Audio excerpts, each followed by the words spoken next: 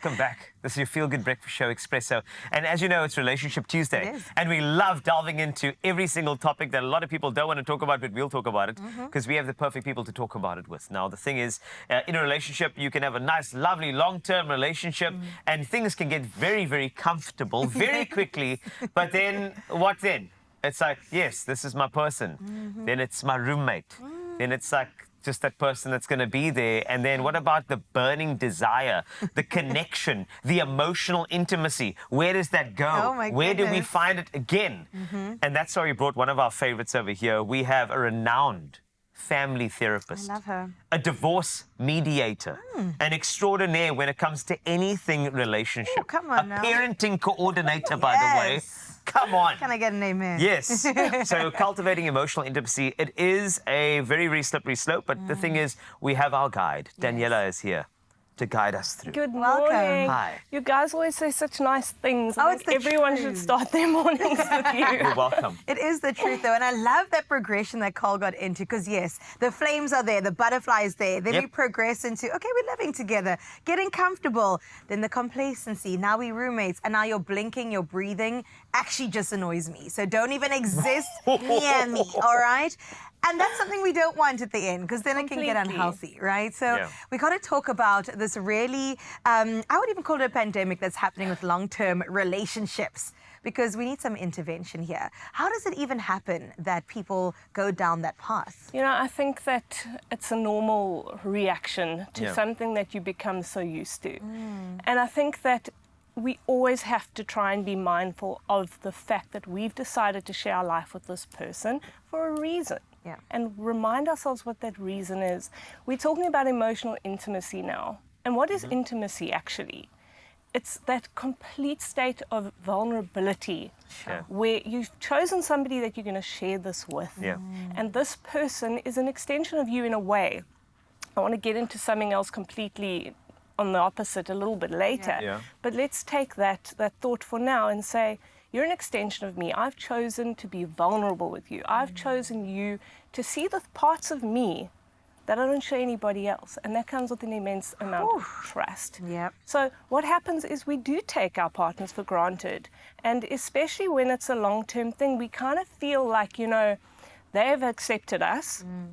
So I don't need to work anymore. And I think the trick here is to continue dating your partner the same way you did when you met them. Because why should that change, you know? I think life really takes control of us, and we say, that person's going to be there when I get home. Yeah. So it doesn't matter what I do or how I act, because they're going to be there. I know they're going to be there. take them for granted. We take them for granted, and we also stop putting the effort in. And we stop putting the effort into ourselves because we take that for granted, and that's a huge problem. So let's talk about this relationship graph, shall we? Because in the Yes. beginning of the graph, we're all the way up there because we haven't seen certain things of this person. You know, we haven't seen their body. We haven't seen, they haven't felt the way they feel against ours. And then there's all that intrigue, and it's lovely. And then you get into the relationship, and then you feel that often, and then suddenly you're like, oh, and you feel that here and there, and then you just, oh, it's just you. And then what happens is, I'm just giving you an example of the No, we hear reality you. of a We lot hear of you. individuals feel this way. It's like the graph, it just declines. It goes all the way down. And then you have to prioritize your relationship. So Wow. the tricky part here is getting that back, or maintaining that is the tricky part. And you, Daniela, how do you try keep that graph up there, keep that graph steady in terms of seeing your partner in that way? So I'm going to go with two different directions here. Do it. The first direction is, like I said, continue dating that person. You have to prioritize each other. You have to set time aside where, okay, let's say you've got kids and you've got a busy life. Have dinner together. Have conversations. Say on a Monday night, we're going to have a relationship check-in. You know, let's talk about our feelings. Let's talk about different kinds of things. Let's maintain that connection. The other side of it is you need to work on yourself, because what I find very often is when the reason why the love and the attraction and everything is so high up in the beginning is because we all thrive on attention and we all thrive on love and Absolutely. the ego and all of that stuff. So if you think about it, when you first meet somebody and they're giving you all these things, you feel invincible, you feel powerful, you feel like on top of your game. You take that and you give it back naturally, right? Now all of a sudden, we're going along the line, down the graph and down and down. Yeah. Obviously, at some point, we're not giving it, we're not getting it. Self-esteem is going down as well. And then you kind of get stuck in this rut of, well, I don't need to care, I don't need to bring my A game, I'm not getting their A game, you know? So the two sides of it is always work on the relationship and prioritize it, but you have to always work on yourself and prioritize yourself as well. Sure. Because you can't expect these sparks to fly all the time unless you freaking light the thing, you know? You have to light it. You have to get in the routine of being the best person for that person. It's a reciprocal thing, you know? I love that. This is sounding very healthy. Hey? And Very I'm healthy. absolutely here for healthy relationships in 2025. I do want to briefly touch on some of those barriers to emotional intimacy because those build up quite silently and then all of a sudden it's an issue. So can you talk me Definitely. through some of those? So, I mean, obviously one of the big barriers, again, is life, you know? We both work, we both have stresses in our job. I'm going to come home, hopefully with some sort of emotional intelligence and say, I've had a really bad day, I don't want to rub off on the other person, so I'm not going to talk about my day. Then I start holding things in. It's starting to stress me out, but I'm not sharing why. The other person may have had a great day and want to share something, but I'm not receptive to that. So what we're doing now is we're putting a communication barrier up. Sure. Right? And we're trying to make the other person feel better. We're trying to alleviate our stress from the other person so we don't bring up our terrible day. What that's doing then is that is making me hold back, right? The other person then is going to read the situation and say, there's something up they don't want to share with me, and this spirals like completely out of control because then that person feels like, okay, maybe I can't talk to her anymore, and then she takes that as he's now distancing himself, and it's like a disaster. Another barrier, obviously, is things like family and children and all of that, where I really want to just spend some time with you alone, but the kids need all this stuff. And that is why I say that it is so important to prioritize a date night, even if it's once a month, you know, where you put everything aside. And again, the self-esteem thing, you know, is that we need to feel strong so that we feel like we can share that, because people like to feel needed. Yeah. So if I am sitting with an issue or a problem or even a good news with good news, people want to feel like I want to share, like they want to be shared with, you know? So we need to keep that in the forefront, that people want to feel important. We need to make them feel important, because that's what the point of the long-term relationship is to be that person for somebody else. Sure. This is valuable, Daniela. And the thing is, we don't want you to go anywhere because I'm feeling the questions are going to come through soon. 063 408 8863. If you have any questions, we'll continue our conversation on keeping that flame going in a long-term relationship. And we are going to make sure that we give you a nice little blueprint, perhaps a good map into making sure that things are continuously worked on and that your relationship is prioritized. Because I'm going to say, let's just say in the environment of you having kids, remember you met your partner first before your kid, eh? I'm just letting you know, so don't That's forget. true. So let's focus on that for a second, but make sure you stay there. Any questions, send it our way. Only you can make my day.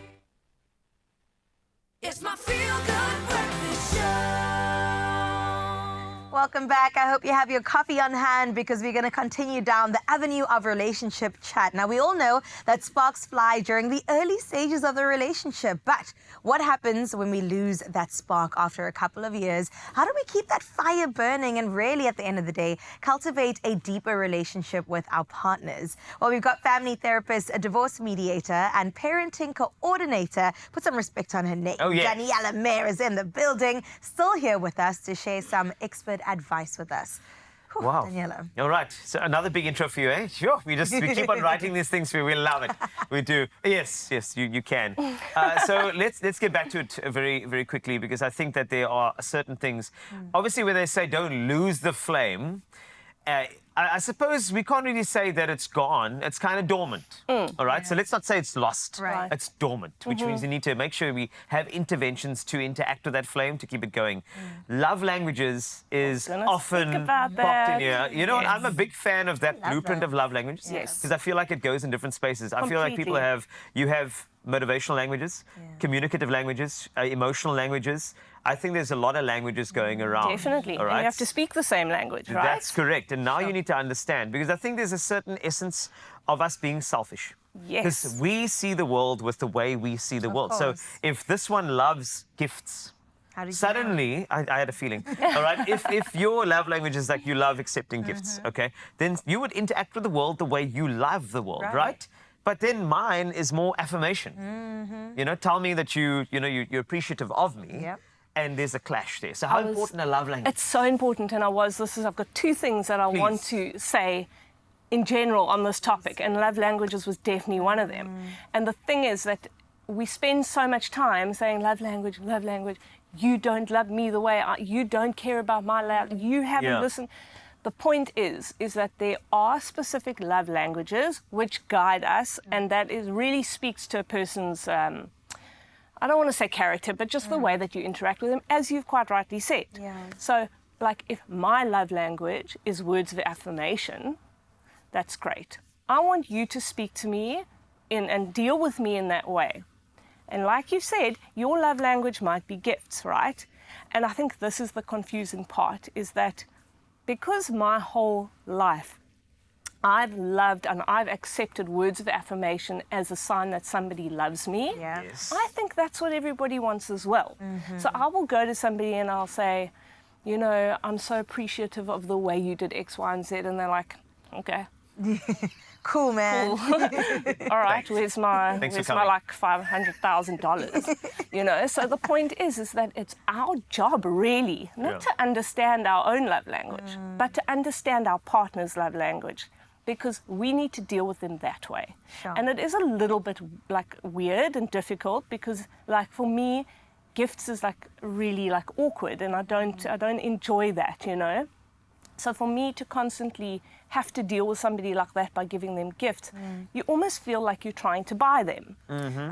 But to that person, that's not how it is at all, you know. So you have to allow your partner or other people to experience their love language the way you experience yours, you know, kind of, and understand that. So is it worth having the conversation of love languages, or is it a discovery path after you get to know them? It's so interesting, because it's definitely worthwhile to have that discussion. And if you get the book, the 5 love languages, there's actually a little like questionnaire in there. Okay. And it's very interesting, because some people don't know their own love languages. And the other thing is you can have more than one love language, you know. And I think that it's also okay for that to change over time. Again, where does that come important is sharing it with your partner and having the conversation. This is why communication and vulnerability is so important. I'm now in my 60s. I've done everything for everybody my whole life. You know what? Now my genuine, authentic love language is now gifts, you know? So this is how I feel. This is why I feel that way. This is the direction I'm going, just so that you know, because we also can't sit here and expect people to do things and understand us unless we talk to them about it. And that's great. I love the fact that you mentioned vulnerability there, because that's how you share a lot. Because a lot of our love languages were crafted by the way we saw love, which is our parental love often. So that was intriguing too. But before we get into that section, there are a few comments that have popped up, and let's just speak to that with Daniela for a second. Let's start off with the first one that has come through. And this one is Abida saying this: never fall out of love. Communication is key. Be yourself throughout your relationship, and never forget to tell each other how much you love each other, because that is why you're in the relationship as a married couple. And little things is just that little and insignificant. Basically, in essence, love each other. Don't sweat the small stuff. Don't sweat the small stuff. And the thing is, be verbal, you know, be intentional, but don't leave anything like up for guessing. So Right. be verbal. Just tell somebody how you feel about them. Tell them that they're so wonderful, that you love them or whatever, because that seems so little, but it goes so far, because again, we're driven by the ego, and we're driven by this need to feel loved and appreciated. Yeah. So just, talk about it. Oh man, well, let's see what Lawrence has to say. Also got in touch with us on our Facebook page. Lawrence, you are up saying, for me, being silly, I love this at times, and constantly loving them. And also, most importantly, taking really good care of your finances. Oh. Okay. Important. So that is a very interesting point, because there are certain, I mean, we've had this discussion as well with the Yes. hard conversations. And the thing is that we can't sweep the hard conversations under the rug forever, because it's going to cause problems, and that becomes a massive barrier. So finances, even things like, okay, I want my mom to come live with us, all these hard topics need to be discussed. And I think the key to these kind of discussions is to kind of try have it on as neutral and unbiased a basis as possible. Yeah. Perhaps you need to have those with a professional if you can't come right by yourselves, but like really try and listen and understand each other's points of view before you get emotional about it. Love So it. yeah. Okay, well, we have a WhatsApp that came through. It's a text, if you don't mind me reading it to you. It says, so my question this morning is, if you cannot socially conversate with your partner, like maybe you have the same values, but furthermore, you have nothing in common, there's just an awkwardness between you. I feel like this is not how it is supposed to go for a new 6-week-old relationship. Am I putting too much pressure, expecting so much already, or do we just not gel? And mind you, he's not the type I usually would go for. I thought that maybe trying something new would work, since my previous type of guys do not work out. I usually get along and have long chats with anyone, but with this person whom I care about, it seems difficult. I'm a very social person, love talking, laughing, and interacting with people, whereas he's cool, calm, and collected, very reserved, I'd say. I'm afraid that it would continue like this in future, and that it would not be enough for me. What can I do, Daniela? If that was understandable. You see what the situation is there? I know it's difficult because there are other nuances, but if you can weigh in just a little bit for guidance. I think that my opinion on that whole message is that any relationship it obviously requires work to grow, right? We can't say that there's a relationship, therefore it's going to work forever. And a lot of the time we have to take these issues that we find, especially so soon, give it our best shot, but understand what kind of life we want to live and see how that fits in. Right. So if there are already issues or things that have come up that may cause a problem, I feel that there's too much like negativity already being pounded onto this new relationship. I'm not saying it can't work, of course. Definitely take the pressure off. Go with the flow. Try not to take yourself too seriously. I don't know who the message is from.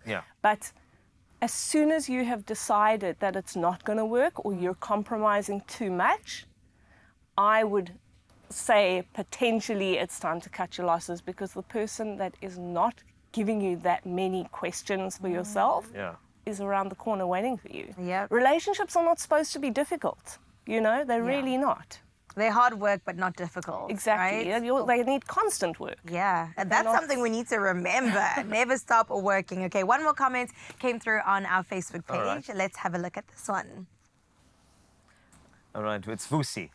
Go beyond discussing daily routines and explore deeper topics. Share feelings and thoughts. Openly, communication is very important to nurture your emotional intimacy in your relationship. That's I suppose that's a comment that's really echoes what we've been saying. And then David saying you nurture a relationship by touch. Oh, clearly his Interesting. love language. Very, that's an opinion, right? Touch is Totally. so important. Definitely. But the thing is, like, when we're talking about physical intimacy and touch and all that kind of stuff, I don't think enough emphasis is placed on the emotional side of that, you know, because you need to be completely comfortable within yourself, within the relationship and whatever, for physical intimacy to foster a good relationship, you know. So once you've got everything together, obviously physical intimacy is kind of like an act of complete vulnerability and love, right?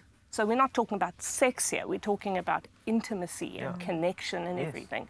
And that is, in my opinion, completely hand in hand with the emotional intimacy. So we can't foster the one without the other, Yeah. really. Yeah. And there's something else that I wanted to bring up if I can.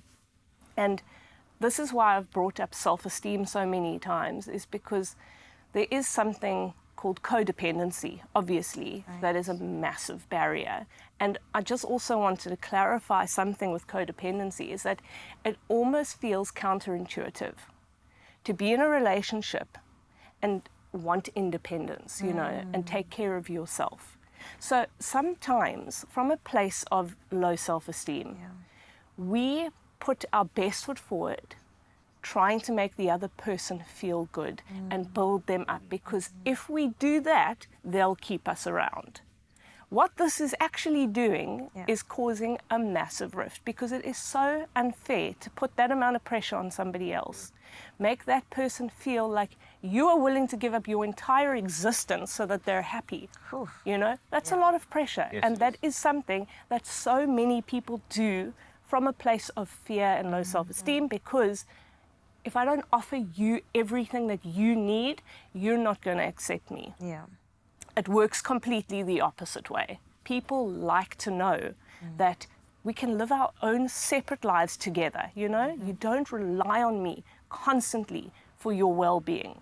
And that is something that in 2025, I challenge everybody to work on, is be the best person for yourself, because then everything else follows. Don't do anything for the sake only of somebody else. Yeah. Starts with you. Phew!